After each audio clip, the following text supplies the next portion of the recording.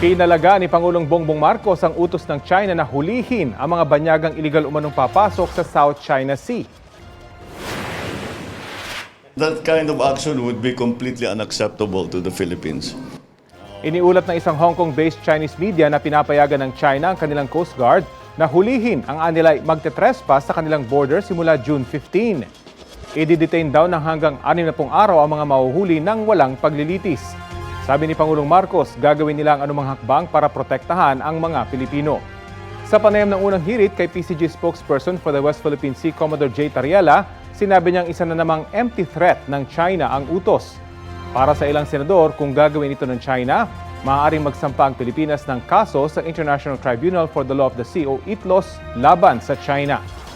Sinusubukan pa namin kunan ng pahayag ang Chinese Embassy pero hindi pa sila sumasagot.